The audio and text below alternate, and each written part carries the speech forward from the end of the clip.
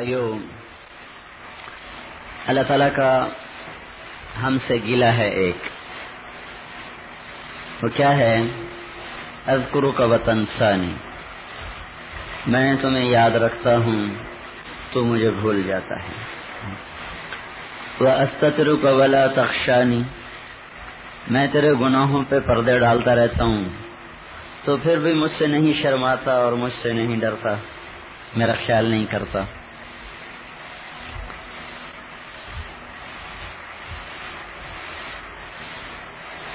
اور میرا معاملہ تمہارے ساتھ ایسا ہے،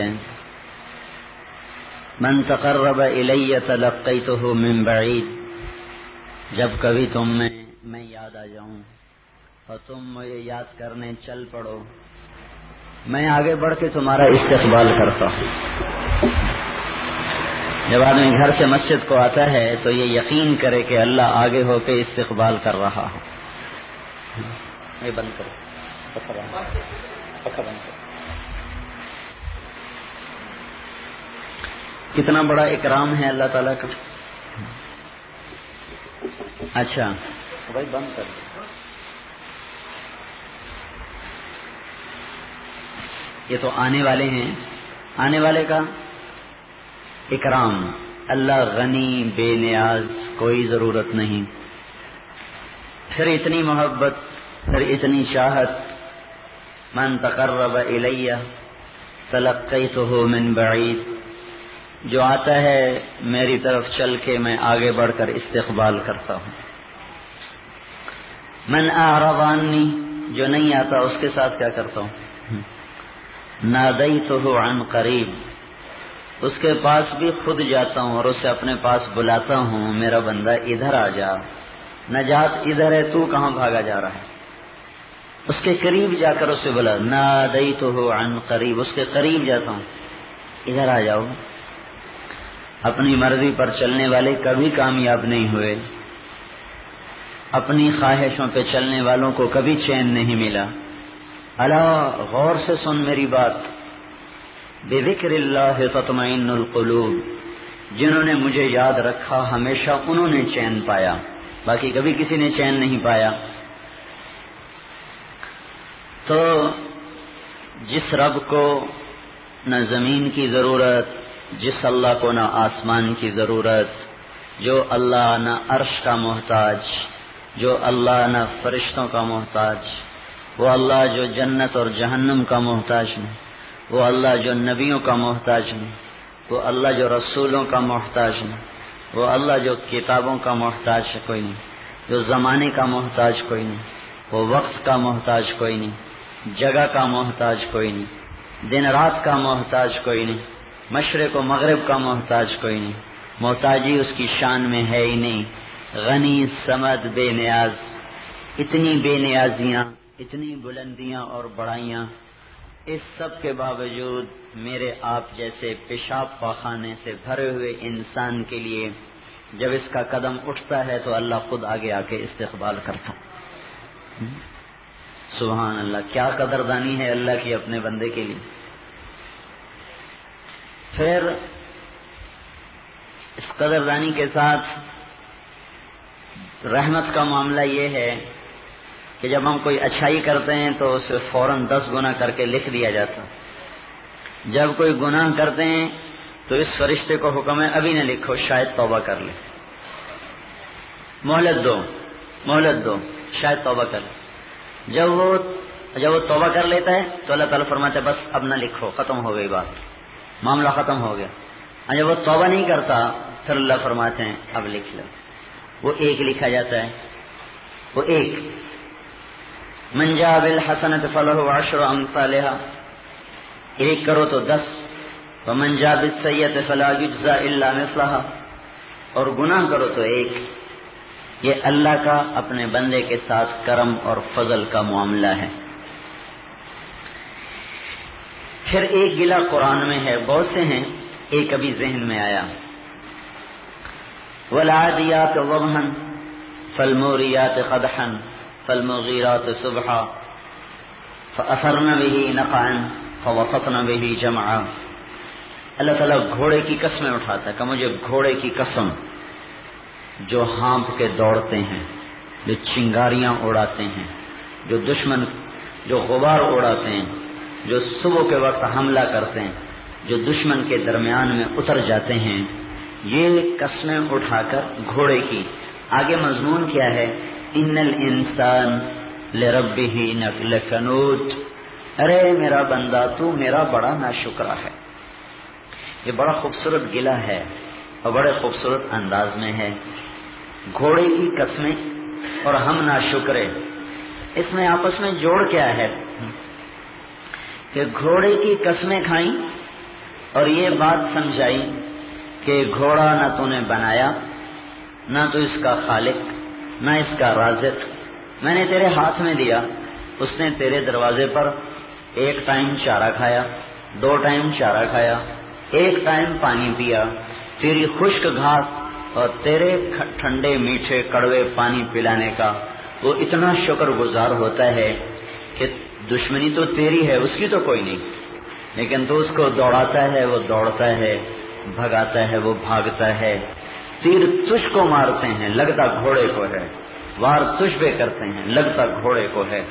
کبھی تیرا گھوڑا تیرے طرف منہ کر کے یہ نہیں شور مچاتا میرے آقا مجھے کیوں برباد کر دیا، دشمنی تو تیری تھی، میرا کیا قصور تھا، لڑائی تو تیری تھی، مجھے کیوں پھنسا دیا، تیر تو تیرے سینے پر دشمن نے مارا تھا، لگا میرے سینے پر، میرا قصور کیا ہے۔ والعادیات ضبحا، قسم ہے ان گھوڑوں کی جو ہانپتے ہیں، گھوڑا جب دوڑتا ہے تو آواز نکالتا ہے۔ فالموریات قدحا، ان گھوڑوں کی قسم جو پتھروں پر جب پاؤں مارتے ہیں تو آگ نکلتی ہے۔ فالمغیرات صبحا، ان گھوڑوں کی قسم جو سارا دن تیرے ساتھ مل کے لڑے اور شام تک لڑے اور زخموں سے چور ہو گئے، اگلے دن نکلنے سے پہلے پھر تو نے ان کو بھگایا، وہ پھر تیرے ساتھ بھاگنے کے لیے تیار ہو گئے، ذرا بھی نہ کہا آرام تو کرنے دو۔ فَأَثَرْنَ بِهِ نَقْعًا، پھر انہیں ایسی دوڑ لگائی کہ غبار اڑایا۔ فَوَسَطْنَ بِهِ جَمْعًا، دشمن تیرے تھے، حملہ اس نے کیا، لڑائی تیری تھی، جان اس نے پیش کی، عداوت تیری تھی، لیکن اندر تک یہ چلے گئے۔ کبھی تجھے خیال آیا کہ تیرا گھوڑا تو اتنا تیرا وفادار، اور میں تیرا رب تجھے نطفے سے بنایا، تجھے انسان بنایا، زمین کا فرش بچھایا، آسمان کی چھت کو سجایا، تاروں سے اسے حسین بنایا، دن رات کا اس میں نظام چلایا، پہاڑوں کو سرسبز کیا تیرے لیے، ہواؤں کو ٹھنڈا کیا، زمین سے چشمے نکالے، سببنا الماء صبا، آسمان سے پانی بسایا، ثم شققنا الارض شقا، پھر تیرے لیے زمین کو چیرا، فانبتنا فیہا حبا وعنبا، اس میں سے دانے اور انگور نکالے، حبا وعنبا وقضبا وزیتونا ونخلا وحدائق غلبا، پھر کہیں باغات، کہیں کھجوریں، کہیں زیتون، کہیں گھنے گھنے باغات، صرف تیرے لیے نہیں ہے، تیرے جانوروں کے لیے، تیری بھینسوں کے لیے، تیری گائے کے لیے، گھاس نکالا، جھاڑیاں نکالی، تیرے لیے سارے کا سارا نظام چلایا اور ساری کائنات کو تیری خدمت پہ لگایا۔ نسقیکم من بین فرث ودم لبنا خالصا، تیری گائے نے پہاڑی گھاس چری، جا کے چشمے کا پانی پیا، کوئی ادھر ادھر خشک گھاس کو منہ مارا، اندر جا کر اسے خشک گھاس اور اسے اسی چشمے کے میٹھے کڑوے پانی کو میں نے اپنی قدرت سے ایک طرف سے خون بنایا، ایک طرف سے گوبر بنایا، 2 گندگیوں کے درمیان خون ناپاک، گوبر ناپاک، میں تمہارے لیے پاک سفید مزیدار دودھ کا چشمہ نکال کے تیرے گھر تک پہنچایا۔ تجھے کبھی خیال نہیں آیا، تجھے کبھی احساس نہیں ہوا کہ یہ ایک دودھ کا قطرہ سارا جہان مل کے نہیں بنا سکتا؟ میں نے تیرے لیے دریا بہا دیے، ایک شہد کا قطرہ سارا جہان نہیں بنا سکتا، میں نے کروڑوں مکھیوں کو تیری خدمت کے لیے لگا دیا کہ بناتے جاؤ بناتے جاؤ بناتے جاؤ، ایک انڈا سارا جہان مل کے نہیں بنا سکتا، کروڑوں مرغیوں کو حکم دے دیا انڈے دیتی جاؤ، میرے بندوں کو کھلاتے جاؤ، ایک مچھلی نہیں پکڑ سکتے تم سمندر سے، ایک مچھلی۔ جب جال پھینکا جاتا ہے تو فرشتے مچھلیوں کو کھینچ کر جال میں پھنسا دیتے، کوئی ایسی بے وقوف نہیں کہ وہ جا کے کانٹے کو منہ میں ڈال لے اور جال میں پھنس جائے. فرشتے آتے اور مچھلیوں کو جال میں پھنسا دیتے ہیں. کہ میرے بندے اب تو موازنہ کر، گھوڑے نے تجھ پہ جان لگا دی، تجھ پر فدا ہوا، 2 وقت کے چارے 1 وقت کے پانی پر، میں نے زمین سے آسمان تک کائنات تیری خدمت کو لگا دی.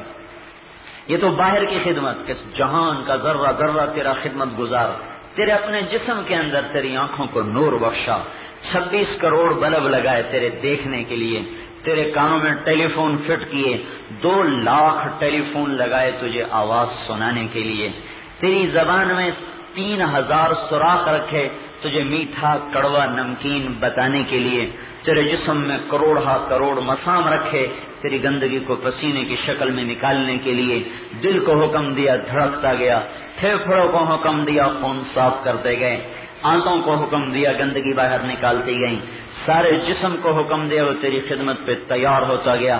تو نے آنکھ بند کرنا چاہا تو میں نے بند کر دیا، تو نے کھولنا چاہا میں نے کھول دیا، تو نے سننا چاہا میں نے تیرے کانوں کو اجازت دے دی، تو نے چلنا چاہا میں نے تیرے پاؤں کو چلنے کی اجازت دے دی، تو نے کھانا چاہا میں نے تیرے معدے کا منہ کھول دیا، تیرے منہ میں لعاب پیدا کر دیا، تیرے دانتوں میں طاقت پیدا کر دی، تیرے ہاتھوں کو اٹھانے کی طاقت دے دی.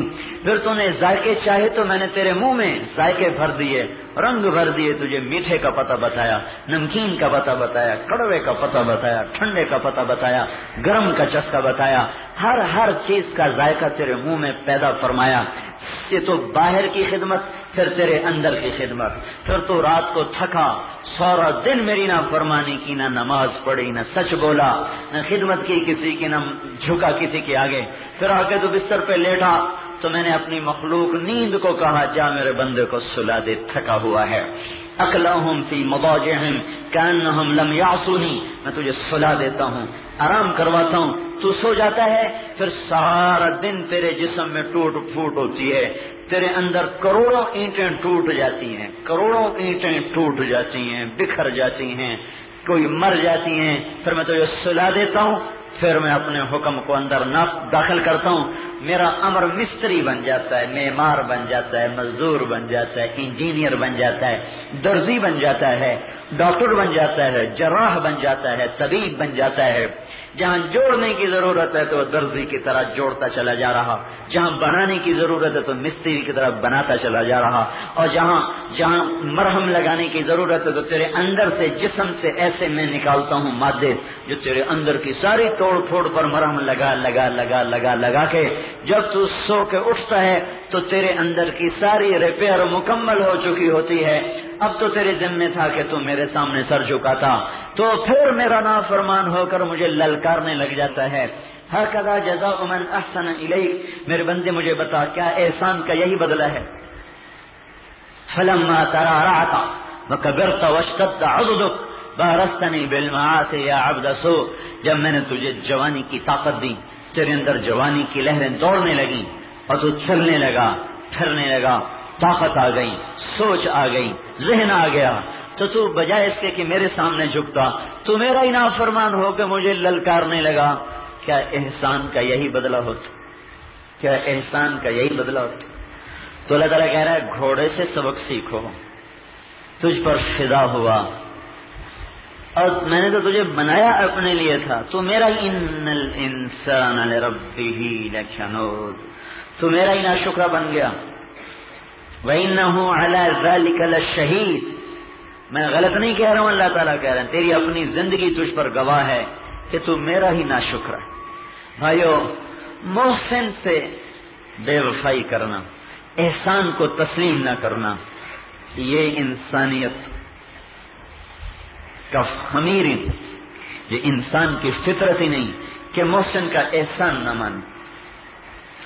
محسن اعظم اللہ تعالی، اس کا سب سے بڑا، اس کا ہم پر حق ہے کہ جو کہے وہ کرتے چلے جائیں. یہ ہے لا الہ الا اللہ، جو کہے وہ کرتے جاؤ، چلائے تو چلو، بٹھائے تو بیٹھو، بلائے تو آ جاؤ، بھیجے تو چلے جاؤ. نظروں کو جھکانے کو کہے تو جھکا دو، اٹھانے کو کہے تو اٹھا دو، بولنے کو کہے تو بولو، چپ رہنے کو کہے تو چپ رہو، گھر چھوڑنے کو کہے تو چھوڑ دو. لا الہ الا اللہ، یا اللہ تو ہی معبود ہے، وہ ہوگا جو تو چاہتا ہے۔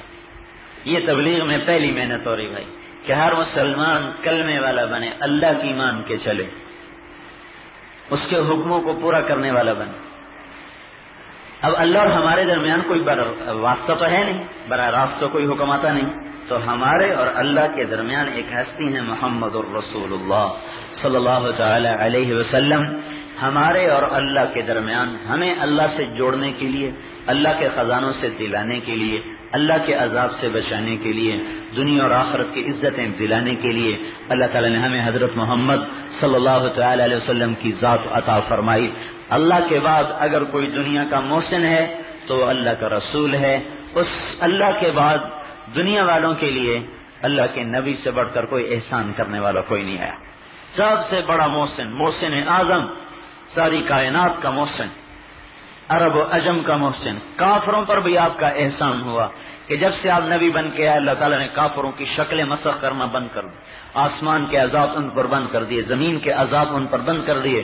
وما ارسلناک الا رحمۃ للعالمین، قرآن آپ کی رحمت کو بتاتا ہے تو سارے عالمین پر آپ کی رحمت کی بارش برستے ہوئی دکھاتا ہے۔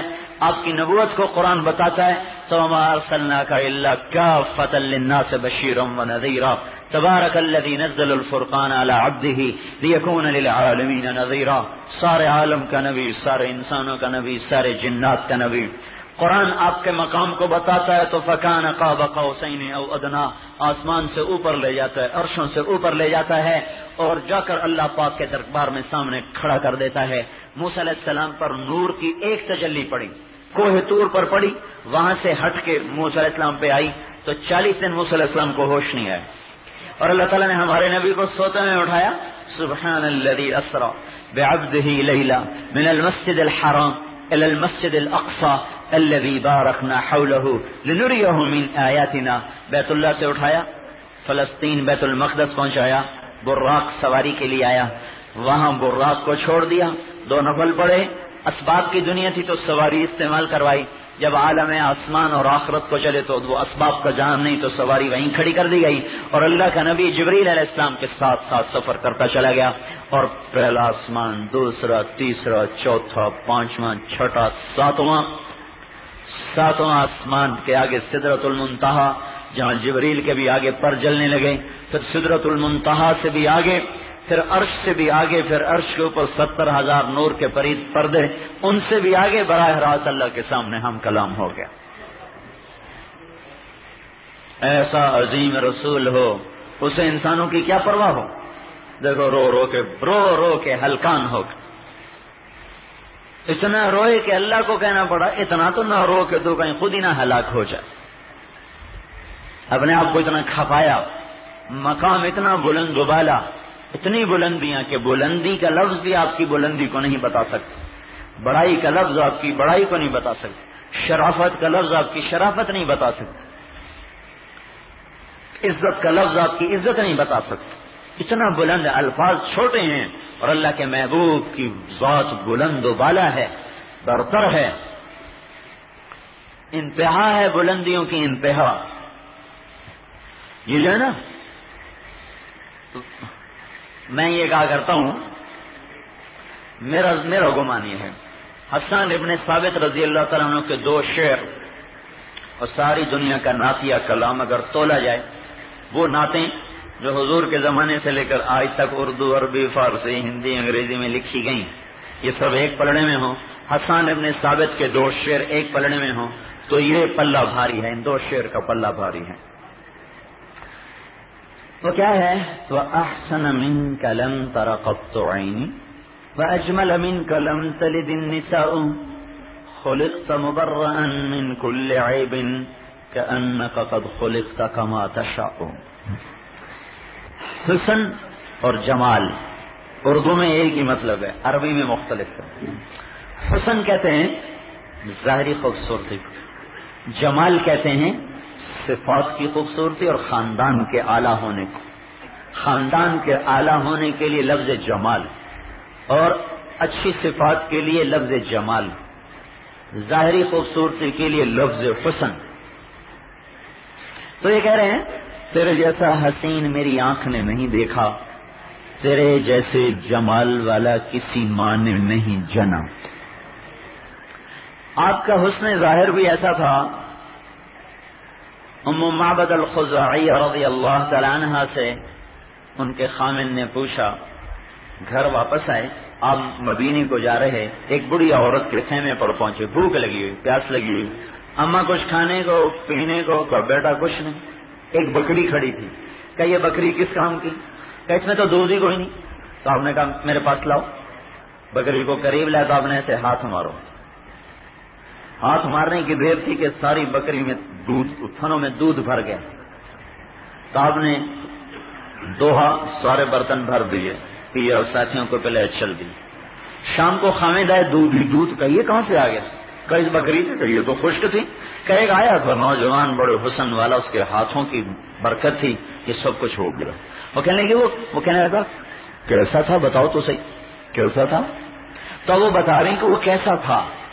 ظاہر الوضاء کا بڑا صاف ستھرا تھا، ابلج الوجہ، بڑا خوبصورت اس کا چمکتا چہرہ تھا، ابلج الوجہ، چمکتا اس کا چہرہ تھا، لم تعبہ سجلا، موٹا نہیں تھا، لم تضرب به سعلا، گنجا نہیں تھا، وسیم قصیم، وسیم تھا، قصیم تھا، حسین تھا۔ تین لفظ ہیں، حسین، وسیم، قصیم، تینوں کا مطلب خوبصورت، لیکن عربی میں تینوں کا مطلب جدا ہے۔ حسین وہ تو میں نے ابھی آپ کو بتایا، وسیم، وسیم کسے کہتے ہیں؟ جس کو جتنی دفعہ دیکھو اتنی دفعہ پہلے سے زیادہ خوبصورت نظر آئے، اس کو وسیم کہتے ہیں۔ تو وہ کیا کہہ رہی ہے اماں؟ کیا کہہ رہی؟ وسیم تھا، جب دیکھو پہلے سے زیادہ خوبصورت نظر آئے، جب دیکھو پہلے سے زیادہ حسین نظر آئے۔ تیسری بات کیا ہے؟ قصیم تھا۔ قصیم کسے کہیں؟ جدھر سے دیکھو ادھر سے خوبصورت نظر آئے، جس کا ہر عضو جدا جدا حسین ہو، سراپا حسین ہو، سارا وجود الگ الگ الگ حسن و جمال کا شاہکار ہو، اسے کہتے ہیں قصیم۔ قصیم تو اطول من المربوع واقصر من المشذب، قد اتنا لمبا نہیں تھا کہ برا لگے، اتنا چھوٹا نہیں تھا کہ حقیر لگے، بڑا خوبصورت قد، لیکن آپ کا ایک معجزہ تھا۔ یہ تو الگ بتا رہا ہوں، سات بات جڑ گئی، الگ بتا۔ آپ لمبے سے لمبے آدمی کے ساتھ جب کھڑے ہوتے تھے تو آپ کا قد اونچا ہو جاتا تھا، اس کا نیچے ہو جاتا۔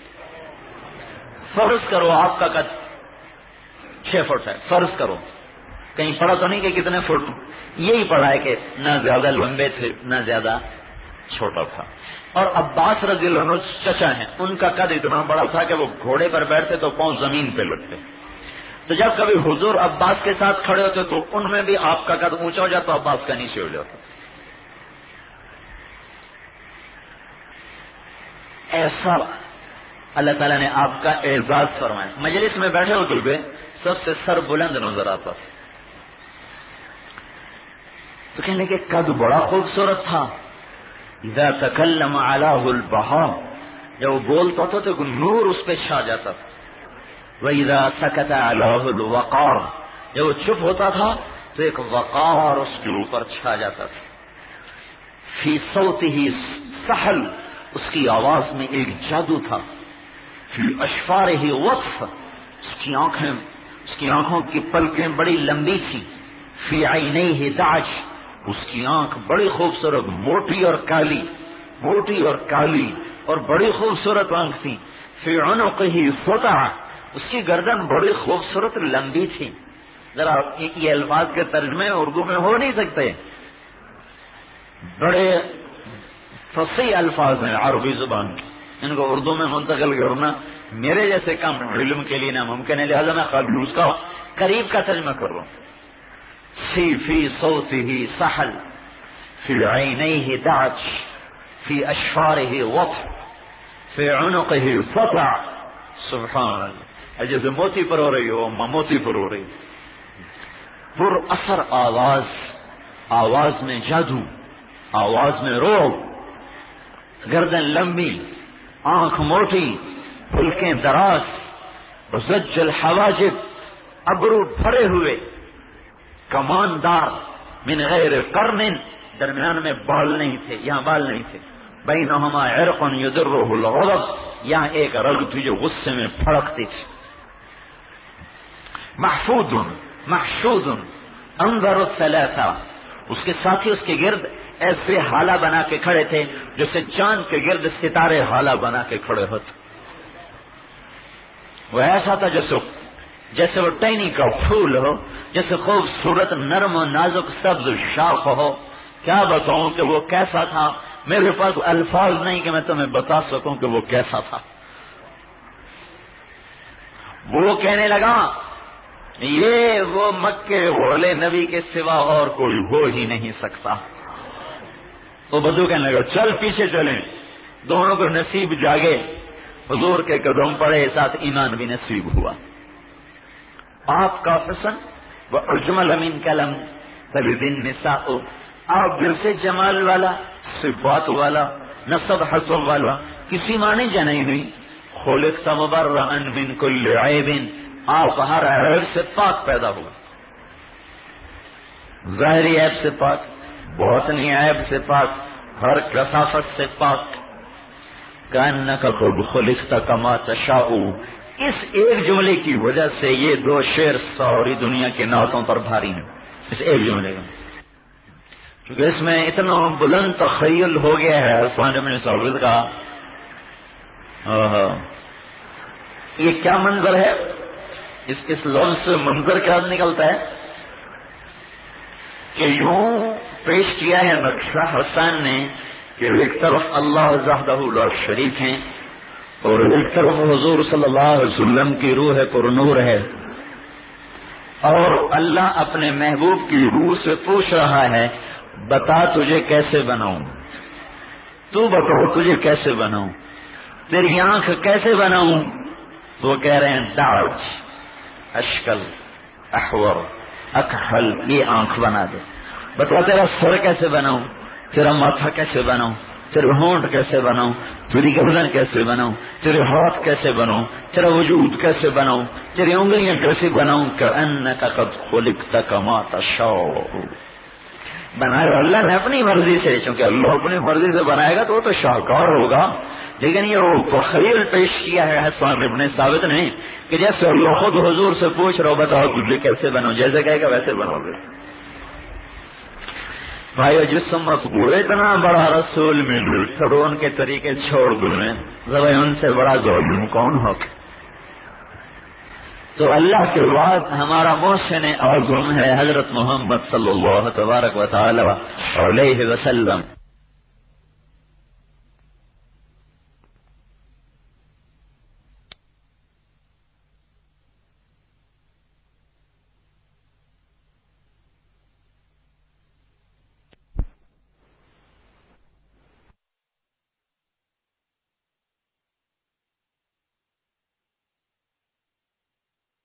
جنت کے سردار بنا دیے گا،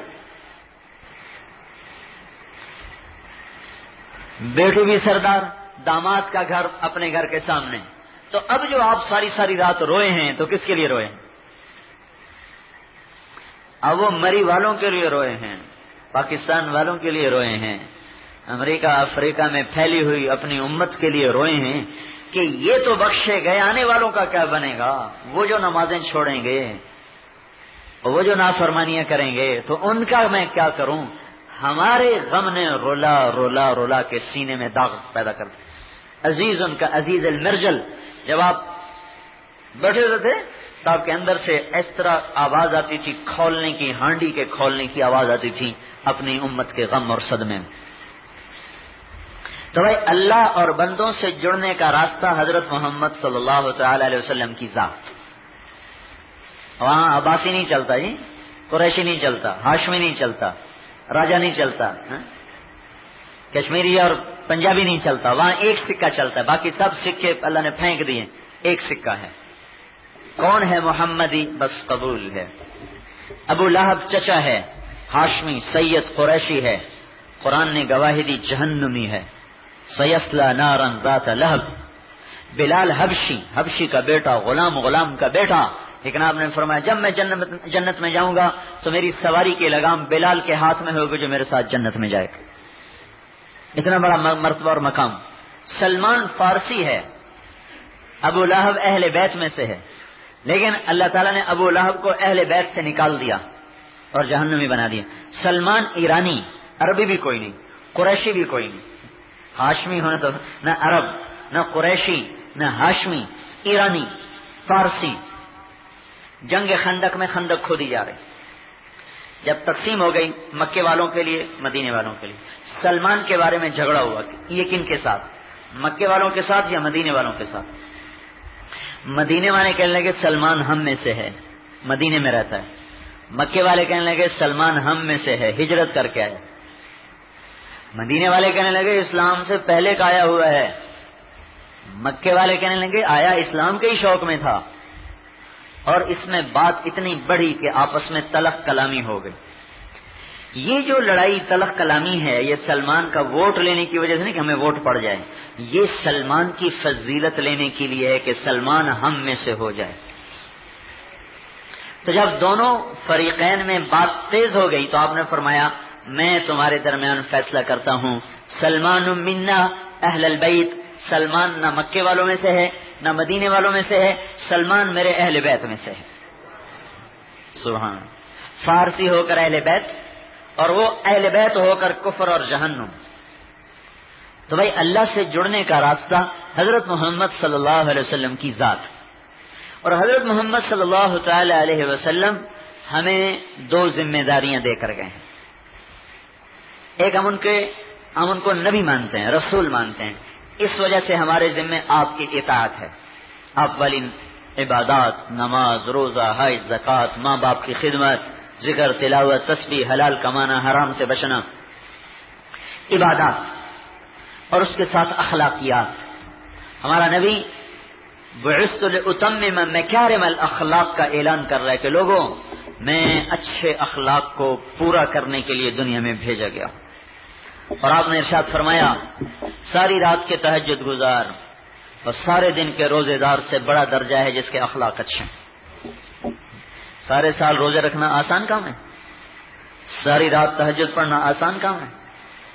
عشاء کی نماز سے جو نفلوں کو شروع ہو تو فجر تک, سحری تک تو پہلے نفل پڑھے, پھر اس کے بعد سحری کھائے, پھر اس کے بعد روزہ رکھے, اور ساری زندگی رات کی تہجد اور دن کا روزہ چلتا رہے. آپ خود سوچو یہ آدمی کتنے اونچے مقام پر ہوگا. ہمارے نبی کا ارشاد ہے جس کے اخلاق اچھے ہوں وہ اس سے بھی آگے ہوگا. اخلاق اچھے دیکھنے میں کوئی مشکل نظر نہیں آتا ہے, لیکن یہ رات کی تہجد اور دن کے روزوں سے مشکل عمل ہے. گرمی کا روزہ برداشت کرنا آسان ہے, جو گالی دے اس کو دعا دینا مشکل ہے. سخت سردی میں ٹھنڈے پانی سے وضو کرنا, ٹھنڈی ہوا کو چیر کر مسجد میں آنا آسان ہے, جو منہ پھیر کے گزر جائے اس کو آگے بڑھ کے سلام کرنا مشکل ہے. عبادت آسان ہے, اخلاق مشکل ہیں. جو آدمی اخلاق بنا لے گا, دیکھو میں آپ کو ایک بڑا آسان نسخہ بتا رہا ہوں. آج کوئی نہیں جو ساری رات تہجد پڑھ سکے, کوئی نہیں جو ساری زندگی روزے رکھ سکے, کوئی ایک آدھ ہو بھی گیا, کوئی نہیں جو سارا مال لٹا سکے, کوئی نہیں جو ساری زندگی لگا سکے. ایک کام کر لو بھائیو, نہ اس کے لیے پیسہ چاہیے, نہ اس کے لیے دولت چاہیے, نہ اس کے لیے فقر چاہیے, نہ اس کے لیے علم چاہیے. بھائی عالم بنے, اخلاق اچھے بنا لیں, ہم اپنے اخلاق اچھے بنائیں. اس کی تین بنیادیں ہیں. تصل من قطعک, جو ہم سے قطع تعلق کرے ہم آگے بڑھ کر اس سے تعلق جوڑیں. جو منہ پھیرے اس کو سلام کرو, جو گردن ٹیڑھی کرے اس کے سامنے گردن جھکاؤ. وتعطی من حرمک, جو آپ کا حق چھین لے آپ اس کو اس کا حق ادا کریں. جو آپ کا حال بھی پوچھنے نہ آئے, حق بنتا ہے میں بیمار ہوں تو میرا حق ہے کہ میرے عزیز دوست مجھے پوچھنے آئے. کوئی مجھے نہیں پوچھنے آیا میری بیماری پر, میں پوچھنے چلا جاؤں اس کی چھینک پر بھی خیریت تو ہے, کیا ہوا. تعطی من حرمک, جو تیرا حق تمہیں نہ دے تم اس کا حق اسے دو. وہ ہماری میت پہ نہ آئے, ہم اس کی بیماری پہ بھی پہنچ جائیں. یہ آسان کام نہیں ہے، پیدل حج کرنا آسان ہے، یہ مشکل ہے۔ وہ تو ہمیں پوچھتا نہیں، ہم کیوں پوچھیں؟ چلتا نہیں ہے۔ وہ تو ہمارا چاچا بیمار تھا، بابا بیمار تھا، حال نہیں پوچھنا ہے تو ہم کیوں جائیں؟ ہمارا ماتم ہوا، ہمارے تو تعزیت کے لیے نہیں آیا، ہم کیوں جائیں؟ یہ ہوتا نہیں ہمارے دیہاتوں میں، ہمارے شہروں میں، ہمارے نمازیوں میں، ہمارے بے نمازیوں میں۔ جو آپ کو ذلیل کرے آپ اسے عزت دو۔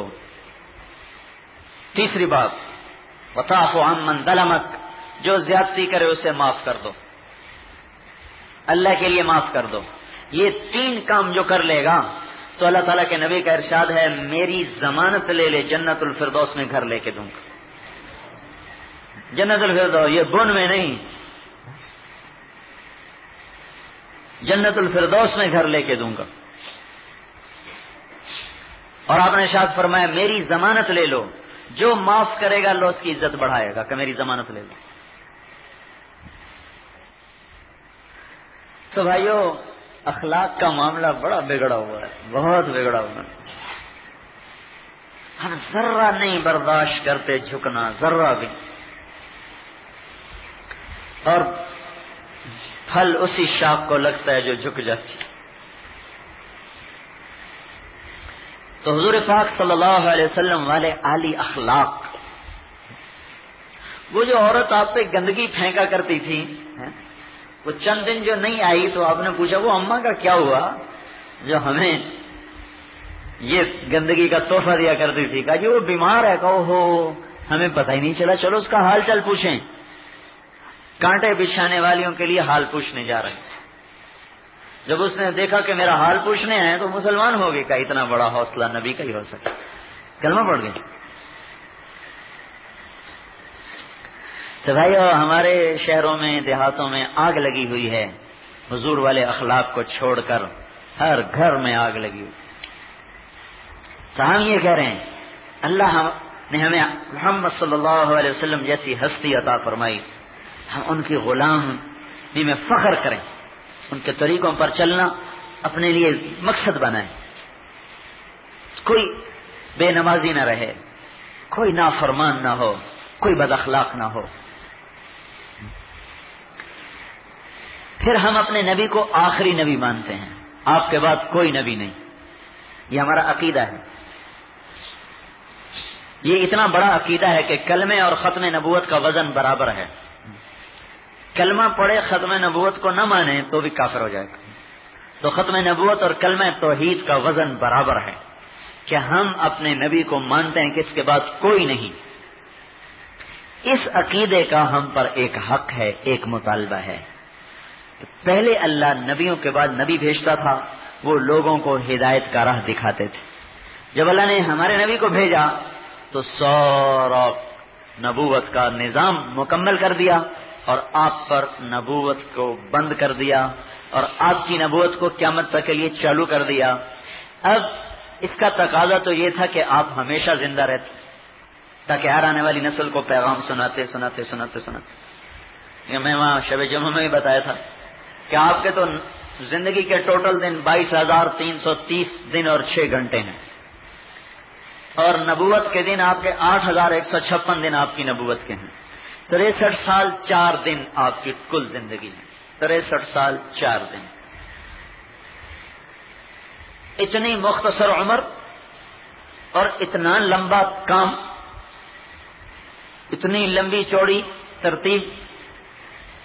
اللہ پاک نوح علیہ السلام جیسی عمر دیتا، سلیمان علیہ السلام جیسا لشکر دیتا، ان جیسی طاقت دیتا، تبلیغ کرتے دنیا میں پھر پھر کے، لے بھائی فقیر پیدا ہوئے، یتیم پیدا ہوئے، فقر کی زندگی گزاری، مسکنت کی موت پائی، ولد فقیرن ولد یتیمن، یتیم پیدا ہوئے، عاش فقیرن، فقر کی زندگی گزاری، ومات مسکینن، مسکنت کی موت آئی کہ جس رات کی صبح آپ کا انتقال ہو رہا ہے اس رات بھی آپ کے گھر میں ایک چھٹانک تیل نہیں تھا کہ بتی جلائی جا سکے۔ کچھ تو جمع کر لیتا ہے، یہ بڑھاپے میں کام آئے، اولاد کے کام آئے۔ کل آپ جا رہے ہیں، آج آخری رات ہے، پیر کی رات ہے، 12 ربیع الاول کی رات ہے، 10 ہجری ہے۔ صبح جانے کے لیے تیاریاں کی جا رہی ہیں، اور اس رات چراغ جلنے کے لیے گھر میں تیل کوئی نہیں تھا۔ اما عائشہ رضی اللہ تعالی عنہا برابر کے گھر سے تیل ادھار مانگ کے لائیں اور آ کر گھر میں چراغ جلایا۔ ایسی مسکنت کے ساتھ آپ دنیا سے رخصت ہوئے، اور جب آپ دنیا سے گئے ہیں تو اسلام ساری دنیا میں نہیں، صرف عرب میں پھیلا ہوا ہے، تو آپ ہم سب کے ذمے لگا گئے کہ پوری دنیا کے انسانوں تک اللہ کا پیغام پہنچانا اب تمہارے ذمے ہے۔ ہمیں اپنا نائب بنا گئے، ہمیں اپنا وارث بنا گئے، ہمیں اپنا خلیفہ بنا گئے، ہم اپنے نبی کے نائب ہیں، اپنے نبی کی وراثت ہمیں ملی ہے۔ کسی امت نے یہ دعویٰ نہیں کیا کہ انا رسول اور رسول اللہ، میں اللہ کے رسول کا رسول ہوں۔ معاذ بن جبل جب یمن پہنچے تو کہنے لگے اے یمن والو، میں اللہ کے رسول کا رسول ہوں۔ یہ ہمیں عزت حاصل ہے۔ وہ اللہ کے رسول ہیں، ہم اللہ کے رسول ہیں۔ وہ تو وہ رسول ہیں جن کو اللہ نے رسالت کے لیے چنا، ہم وہ رسول ہیں جنہیں حضور نے چنا کہ تم میرا پیغام آگے پہنچاؤ۔ پہلا رسول ہے اسلامی معنی میں، دوسرا رسول ہے لغوی معنی میں۔ رسول بھیجا ہوا، رسول اللہ اللہ نے چنا رہبری کے لیے، ہم اللہ کے رسول لغوی طور پر۔ اللہ کے نبی نے ہمیں کہا فَلْيُبَلِّغِ الشَّاهِدُ الْغَائِبُ، میرا پیغام دنیا انسانیت تک تم نے پہنچانا ہے۔ تو ہمیں عزت ملی ہے نبیوں کی طرح۔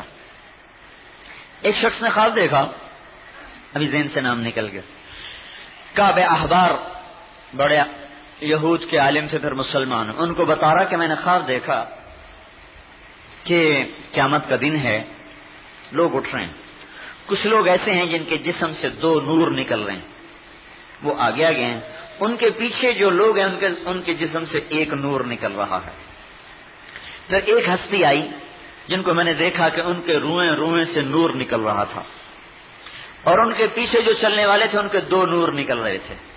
تو کعب احبار کہنے لگے اللہ کی قسم، یہ نورانی محمد مصطفیٰ صلی اللہ علیہ وسلم ہیں، اور ان کے پیچھے دو نور والی ان کی امت ہیں، اور دو نور والے جو باقی دیکھے وہ نبی ہیں، ایک نور والے ان کی امت ان کے ماننے والے ہیں۔ اس امت کا حشر بھی قیامت کے دن نبیوں کی طرح ہوگا۔ تو چل کے جانا اور کہنا بھائی اللہ کی مان لو، یہ 1,24,000 نبیوں کا کام ہے۔ تو ہمیں دنیا میں پھرنا، اپنی امت اپنے مسلمانوں کو سنبھالنا، ہمیں یہ کام ملا ہے اللہ اس کے رسول کی طرف سے، نہ کہ تبلیغی جماعت کی طرف سے۔ تبلیغ والے ہمارے محسن ہیں، انہوں نے ہمیں یاد دلایا، انہوں نے کچھ لوگوں نے زندگیاں کھپائیں اور اس پر قربانی دی، لیکن بات تو اللہ کر رہا ہے کنتم خیر امت۔ کوئی اگر ہماری تعریف کرے ہمیں بڑی بڑی خوشی ہوتی ہے، بڑا اچھا لگتا ہے، اس آدمی کی بھی قدر خواہ مخواہ دل میں پیدا ہو جاتی ہے۔ پھر جتنا بڑا کوئی آدمی ہماری تعریف کرتا ہے اتنا زیادہ ہمیں اپنے اوپر فخر آتا ہے۔ ایک بچہ ہماری تعریف کرے تو خوشی نہیں ہوتی، کوئی دیوانہ کرے تو خوشی نہیں ہوتی۔ بھائی ایس پی صاحب تیری بڑی تعریف کر رہے تھے، اچھا کیا کہہ رہے تھے بتاؤ تو صحیح۔ ایک دفعہ پوچھتا ہے، پھر 2 دفعہ پوچھتا ہے، ذرا دوبارہ بتاؤ کیا کہہ رہے تھے۔ کبھی آپ نے سوچا کہ کل کائنات کا بادشاہ آپ کی تعریف کر رہا ہے، ہمیں کتنی خوشی ہونی چاہیے؟ ہم خوشی نہیں ہوتے؟ یہ مری کا ناظم آپ کی تعریف کرتے ہو آپ بڑے خوش ہو جاؤ، ناظم صاحب نے میرے لیے بڑے اچھے کلمات کہے۔ صدر پاکستان ہماری تعریف کر دیں ہم بڑے خوش ہوں گے۔ اللہ ہماری تعریف کر رہا، اللہ کنتم خیر امت، بڑے اچھے لوگ ہو، بڑے اچھے لوگ، سبحان خالق کون و مکان کے بڑے اچھے ہو۔ ایک حدیث میں سنا، موسیٰ علیہ السلام نے پوچھا یا اللہ میری امت سے اچھی کوئی امت ہے؟ اللہ تعالیٰ نے فرمایا ہے، تیری امت سے اچھی امت میرے محبوب کی امت ہے جس کو ساری امتوں پر وہ عزت حاصل ہے جو مجھے اپنی مخلوق پر حاصل۔ سبحان اللہ۔ کوئی آپ نے تشبیہ دیکھی؟ تشبیہ خالق اور مخلوق میں کیا جوڑ ہے خالق مخلوق کا؟ اس لیے یہ ہمارے تبلیغ والے بھائی کہتے ہیں نا زمین چھوٹی اللہ بڑا، آسمان چھوٹا اللہ بڑا۔ تو ماما یہ کیا کر رہے ہو؟ اللہ کی تعریف کر رہے ہو کہ برائی کر رہے ہو؟ یہ ایسا جیسے وہ بنی اسرائیل کے چرواہے نے کہا تھا یا اللہ تو میں تجھے نہلاؤں، تجھے کپڑے پہناؤں، تجھے بکری کا دودھ پلاؤں۔ بھائی خالق اور مخلوق میں بھی کبھی کوئی نسبت قائم ہو سکی؟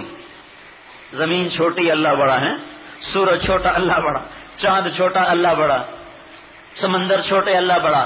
اب یوں کہو چیونٹی چھوٹی آسمان بڑا، کوئی نہ کوئی نسبت ہے. ذرہ چھوٹا صحرا بڑا، کوئی نہ کوئی نسبت ہے. قطرہ چھوٹا سمندر بڑا، کوئی نہ کوئی نسبت ہے. پتھر چھوٹا پہاڑ بڑا، کوئی نہ کوئی نسبت ہے. یہ کیا ہوا؟ زمین چھوٹی اور اللہ بڑا. خالق مخلوق میں نسبت کیا ہے؟ خالق لا محدود، مخلوق محدود چیز کا نام، خالق لا محدود ذات کا نام.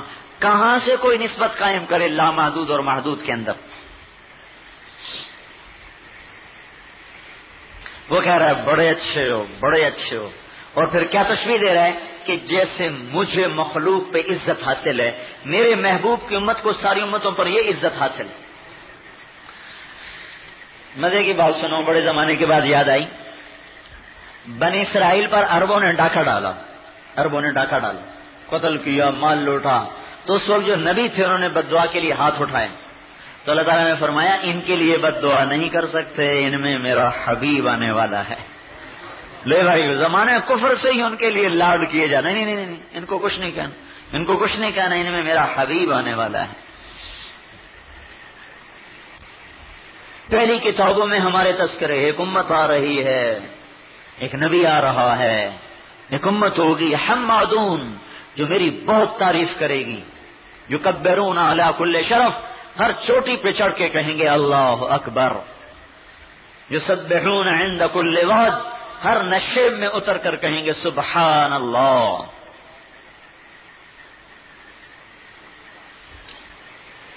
تو پہلی کتابوں میں ہماری تعریف آ رہی. اختم بکتابہم الکتب، ان کی کتابوں، ان کی کتاب پر ساری کتابیں ختم کر دوں گا.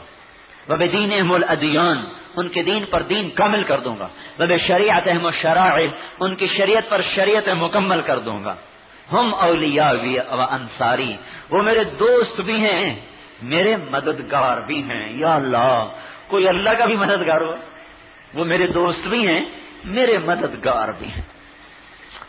ہم نہیں راہ چھوڑ دی، کبھی ہم بھی تم میں بھی چاہت تھی، کبھی ہم بھی تم میں بھی راہ تھی، کبھی ہم بھی تم بھی تھے آشنا، تمہیں یاد ہو کہ نہ یاد ہو. اللہ تو یوں کہہ رہا ہے مومن خان کی آواز میں کہ کبھی ہمارے تمہارے بڑے تعلق تھے، تم نے ہمیں بھلا دیا، ہم نے تو تمہیں نہیں بھلایا.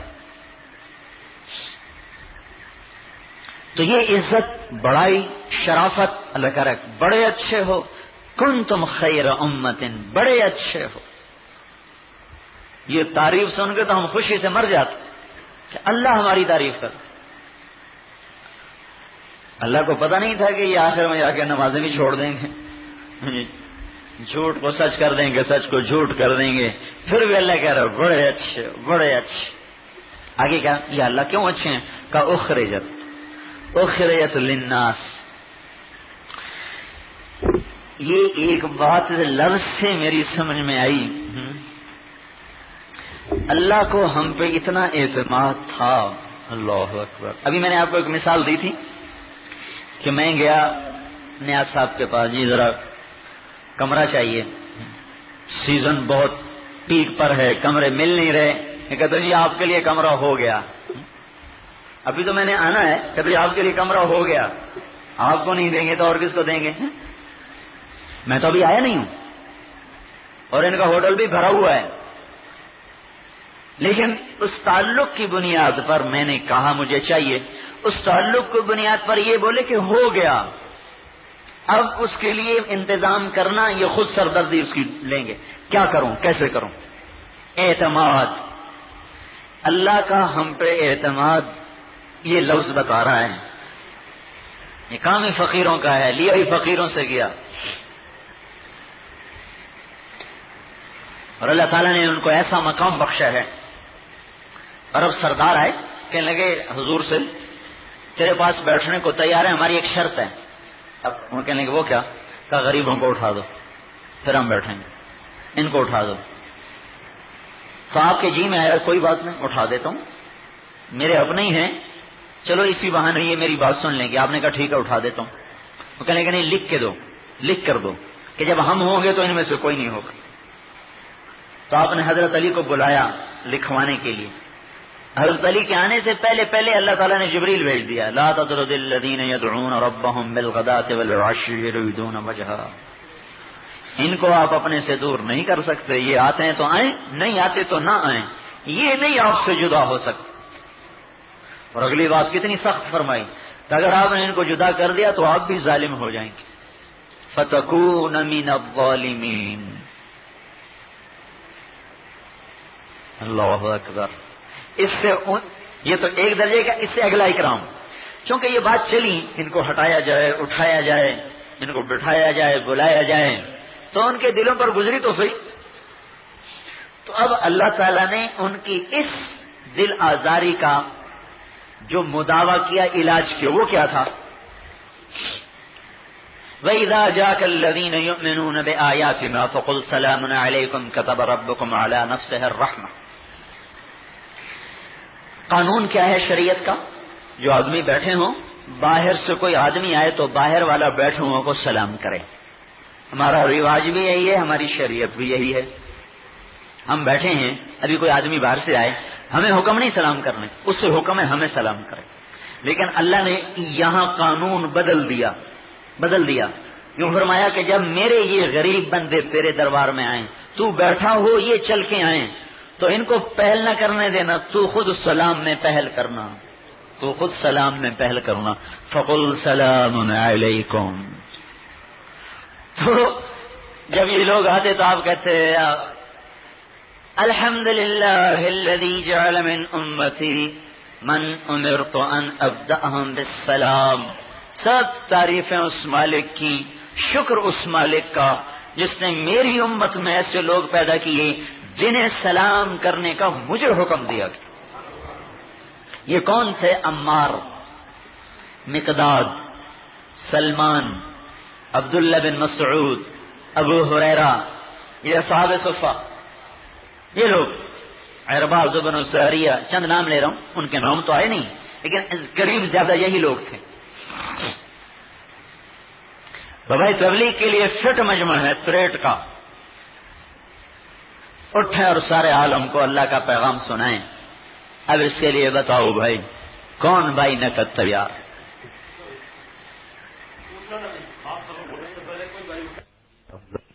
حضرت مولانا طارق جمیل صاحب پریڈ مری میں خطاب فرما رہے تھے. تاریخ 15/6/2002. موضوع شکرانے نعمت. ہم اس بیان کو ریلیز کرنے میں مدنی ریکارڈنگ کمپنی کے تہہ دل سے شکر گزار ہیں.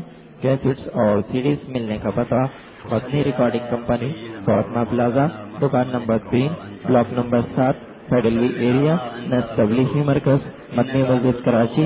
فون 6333360. شکریہ.